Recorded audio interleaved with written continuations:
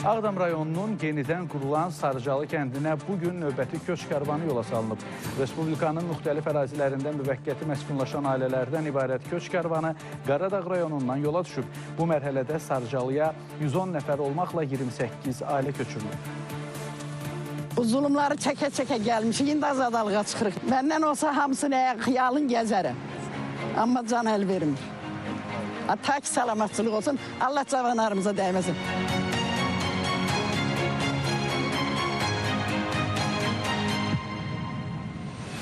Bugün Ağdamın Sarıcalı kəndinə növbəti köç karvanı yola düşür. İllərdir bugün həsrətlə gözləyən ailələr indi doğma torpağa geri qayıdırlar. Onlar üçün bu sadəcə bir köç karvanı deyil, həm də yeni bir həyatın başlanğıcıdır. Onların ora qanları tökülüb, inşallah gedib onların tökülən qanlarını da yeni həyata başlamağı Allah bizə nəsib elədi. Çox şükür bugünə. 26 yaşım var. Mən ümumiyyətlə Ağdamı görməmişdim işğaldan əvvəl. İndi də çox sevincliyəm. Getdiyimə görə çox həvəsliydik biz ailəlicə.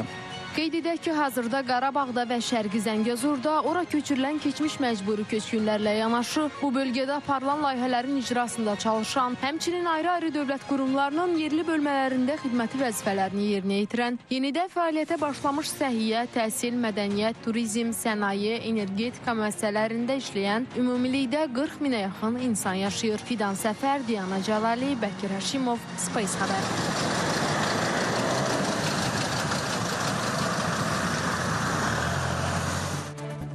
Qeyd edək ki, köç karvanı artıq Sarıcalı kəndinə çatıb və kəndə daimi yaşayış üçün köçürülən ailələrə yeni tikilən fərdi yaşayış evlərində mənzillər verilib.